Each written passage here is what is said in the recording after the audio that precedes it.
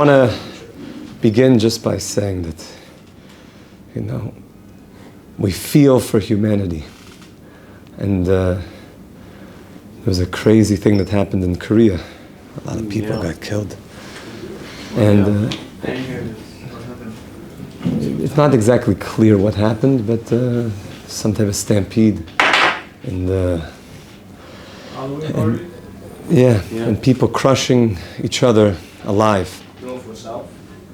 South Korea. Yeah, it was 150 people there. That's very, very sad. And we have to, anytime that something tragic happens, our job as members of humanity is to feel that we need to mechazik ourselves and to do something. And those are people that are now not with us. They're in the higher worlds. And to know that we have to take some, I know it might sound crazy, but some level of responsibility that we need to strengthen ourselves in our growth. Everything that's happening in the world is a message for us. Everything. There's nothing that we say that, that has nothing to do with me. It's on the other side of the world. Every single thing in the world has to do with us, is related to us, and is a message for us to grow and to think, and what's the message for me personally? What's the message on a bigger scale? Without natural disasters. Everything. Natural disasters, it's all a message for us. Flooding, we just had Parshas Noach. There's a lot of flooding going on. And to think, why does Hashem bring floods? And we're not pointing any fingers. Really, we always point the fingers to ourselves. What am I not doing right? And what are the messages for me? How can I learn from what's happening in the world? So I met the tzaddikim, those that would see the news, they use that as a barometer of how well humanity is doing. Meaning, how well am I doing in Avodas Hashem? If there's still problems happening, it means that there's something that we're not yet doing wrong. And that's why Klal Yisrael has been known that we take the problems of the world onto our shoulders and say we're responsible to help fix things. Even natural disasters. There must be that there's something that's not happening right. In the times of Noach, the flood happened because of a lot of things that were going on that were not so kosher, like we spoke about on Friday night here in the yeshiva. And Hashem said, humanity has to wake up. And Noah was the only one that woke up and heard the message. And the Torah is not something from some museum. The Torah is alive every single second. And this is what I want to speak about today, as we're going deeper into the topics of loving God, is that we say, let's always have this clear in our minds. What's the pasuk of loving God? Ve'ahavta es Hashem Elokecha b'chol levavcha u'v'chol nafshecha v'chol me'odecha. Daniel, can I have that chumash, please? Thank you very much. This is a good one. You always want to know where this is, my friends. So it's in Devarim. What's Devarim? Deuteronomy? We'll just call it Devarim, whatever a Deuteronomy is. Devarim. Parshas Ve'eschanan. Words. These words. In Devarim, Perek Hey. Perek is a chapter. Pasuk Vav.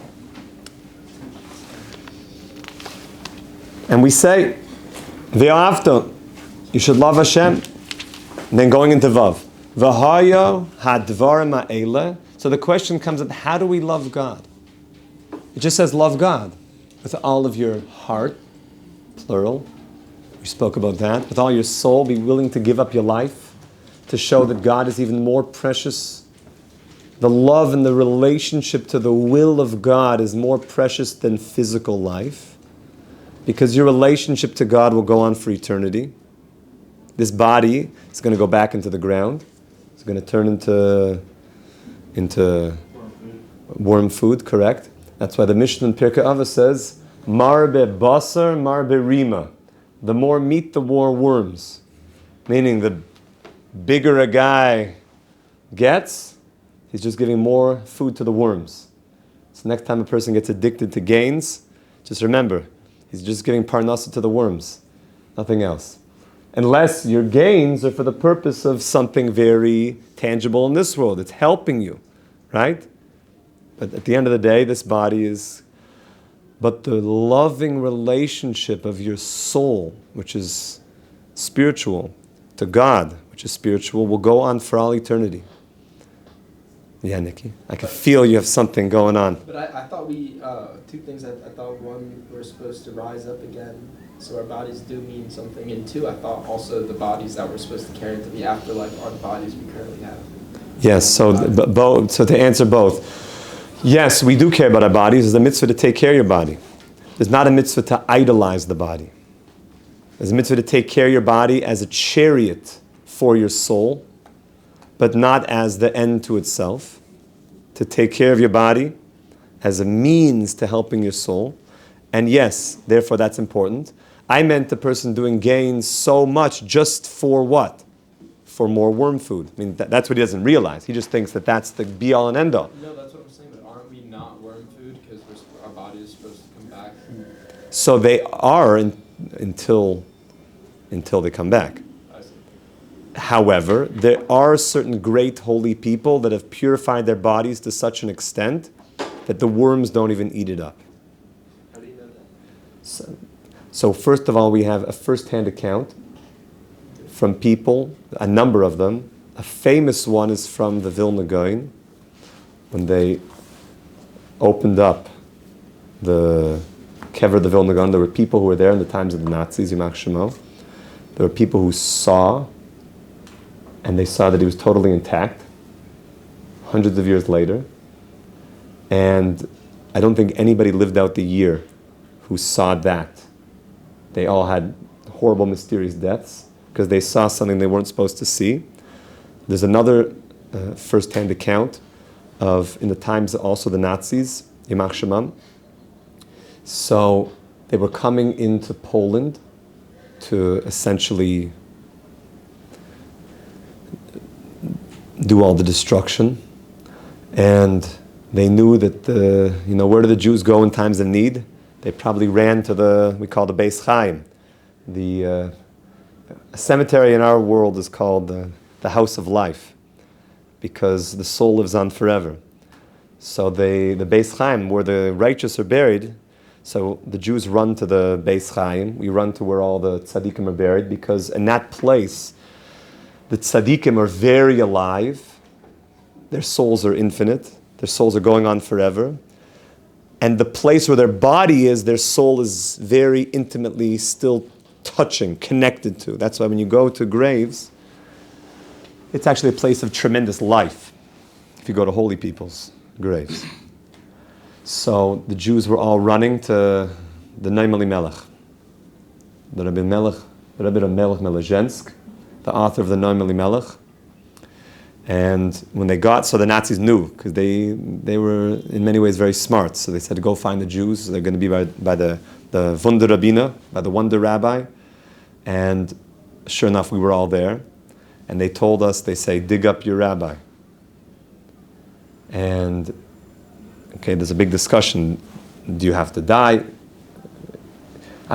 We know that the big three, you have to die. If somebody says, kill them or I kill you, so you have to take the bullet.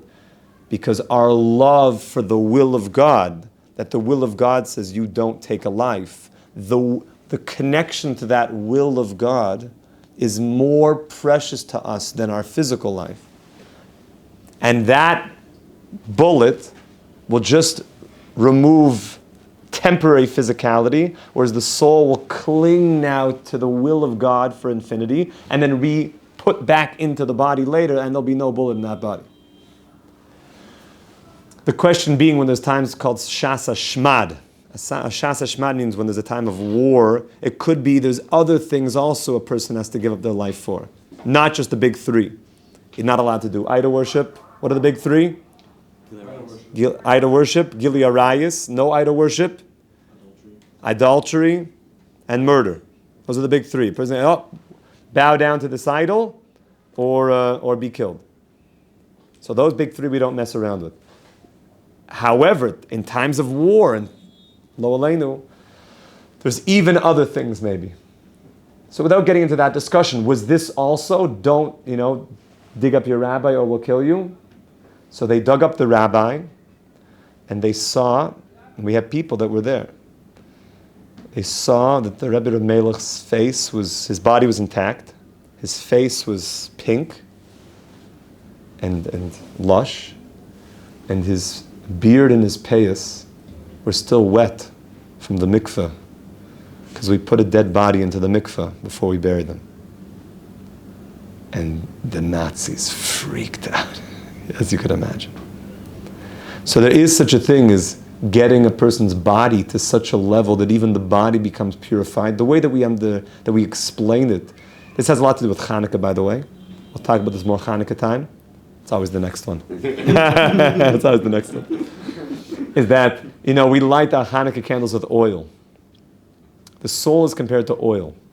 The soul goes in every single part of the body. And if your soul was allowed, if you allowed your soul, so to speak, they once asked the Kotzker Rebbe, he was he was a genius. As a young boy, they said, can you please explain to me where you find God? So he said, you can find God wherever man lets him in. Wherever you let God in, that's where he can be found. So your soul, as long as you let it in, you let it permeate you, your soul will fill every single part of you compared to oil. You could light up your soul. That's the whole point of Torah and mitzvahs, is you light it on fire.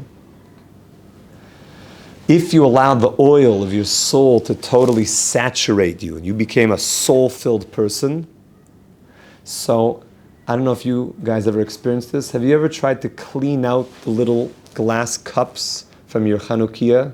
The oil, we all light with oil here. Try to clean out this Hanukkah, the oil from the glass cups. You're going to see that you can never fully get all the oil off. The oil has a way of kind of just, right? It stays there, it saturates in. So you can get to a place where your soul saturates you so much that there's like a residue on the body, that even once the main part of the neshama leaves, even the residue at the bottom, the lowest part of your neshama, stays here and keeps the body intact. There is such a thing.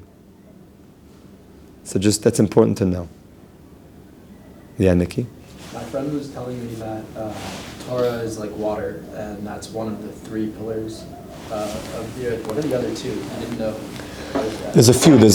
We talk about the three pillars of the earth that we talk about. The Olam Oimid B'Shloisha Devarim. It's the beginning of Pirkei Avos, the beginning of ethics of our fathers, that the world is standing on three pillars. It's Torah, Chesed, and prayer, right? That's right. Torah, Kindness. Gimelus Chasadim, which means kindness, and Avodah, which we associate with the Beis HaMikdash, and we associate with prayer. So Torah / water, kindness, like humanity / I'll let you guys think about that. We talk about usually, the Torah is also compared to fire in other places. The Torah has a lot of comparisons.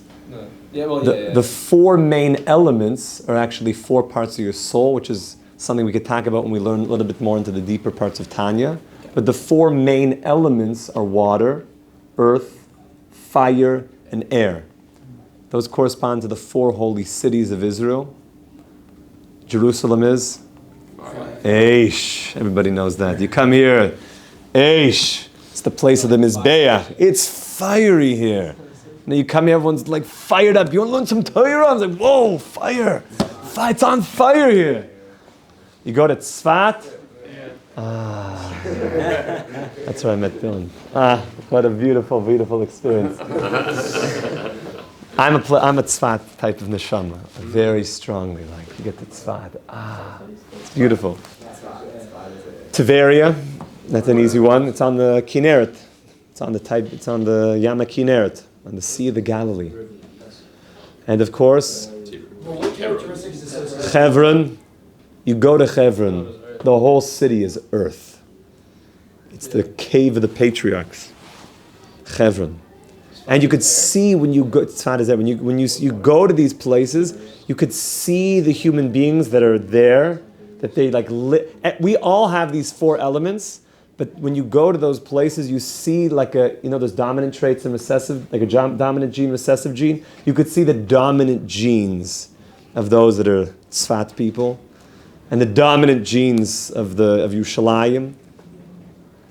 I feel like I have a lot of dominant Eish, but also maybe a strong, maybe tzfat, maybe more recessive. Okay, and then you start to, we're all everything, but there's a reason why, and also there's a reason why you might find yourself in one of these four cities for a certain period of time as you're fixing parts of you, you're rebalancing parts of you that need to be worked on. There's a lot of stuff going on. There's also a reason why you might feel yourself more easily able to settle in certain places and feel more comfortable there. Certain places you might go for a short period of time, but to stay there long term is not so simple. A certain person might go to Tzfat for a little bit, but to live there, if it's air, he might just fly away. You never know. He might have to get down to Chevra to ground him a little bit, or come get fired up a little bit. What characteristics associated with Tiberius? Water. Water is a place. Water is always associated with taivas. Taivas mean desire, and especially the areas of sensuality. Everything that has to do with sensuality always has wetness involved. Number one. Sensuality between other humans? Between anything that's like sensual pleasures. That includes all eating. Eating is a very sensual experience. Food grows from water. When water comes, there's always growth of fruits, growth of... sadly, like every beer commercial, is like everything's wet, and it's always, and it's taivadik. It's all taivas. And the word satiate is a wet word. Yeah, it's all taivas. It's all sensuality, and we don't want to speak it out too much, publicly. You can think how this is that wetness is associated with. Now, on the side of bad, you could see how easily a person can get lost in sensuality, lost in taivas and water, those water pleasures. But on the side of holiness, using pleasures in the right way always centers around Shabbat. The whole idea of Shabbos is pleasure, is oneg Shabbos. That's why all the pleasures are really reserved for Shabbos, on how to experience Shabbos in a holy way. So by Tiberia, you're literally on the water. Everything is water. That's why also around Tiberia is a place called Ginosar. Ginosar was renowned for its fruits as being the sweetest fruits in the entire world. The fruits were so wild that the Gemara describes that if you ate some of the Peros Ginosar, you were not allowed to sit on Beis Din, you were not allowed to issue halachic rulings, because you got so high. And it was like, well, show me to the fruits, Rabbi. Lead me. They're like psychedelic fruits. They're, literally, man. So I always associated an Israeli mango, and they even describe, it comes up in halacha, in Hilchos Brachos, that if a person you couldn't even eat a pera from the Peros Ginosar. You couldn't eat it plain. It was too potent. And therefore, you would have to have it with bread, and you would have to have it with maybe some salted fish or something to cut the intense sweetness. So the Gemara says, well, because there's a halacha that when you eat something only for the sake of something else, do you make the bracha on the secondary thing? You're only using that as a carrier mechanism to get you to what you really want, right? Let's say you would never eat crackers. You just want herring. So the cracker is just like a transport vessel to get the herring into your system. So you don't, in that case, potentially you would only make a bracha just on the herring, and it would cover. Or really, you just want crackers, but it's hard for you to enjoy the cracker without a little, bit of hummus, a little bit of tchina, on there. So instead of, you don't make, I don't want the tchina, I just want to help get the cracker down. The gains. So this is a big topic which we'll talk about another time in Hilchos Brachos. For our case though, what do you do with peros ginosar? So you can't, it's too potent. So they say it could be a case where you would make the bracha, you would eat it with bread and not even make a hamotzi. Could you imagine such a thing? What do you mean? Isn't hamotzi like the bracha? I'm only using the hamotzi to just transport the peres ginosar into my system in a palatable way. Because the stuff was so potent that people, that's all around Tiberia. That's all, this is the stuff. This is also where fish, there's a lot of famous fish in the Yam Kinneret. Fish are always associated with fruit and reproduction. And okay, we're going to talk more about this. Rabbi, wouldn't eating part of just like a small piece at a time wouldn't that Looked like even this, it appears that even the smallest morsel of Peres Ginosar would take a person all the way. Rabbi, well, what does Jewish mysticism say about visiting these four elemental cities in Israel? It's a very good thing. It's very good for a person. But can there be specific like causes that are commonplace with Jewish people to go and like seek like healing or growth in profound ways in these cities? Like somebody might need to visit spot more or less than I do. Yeah.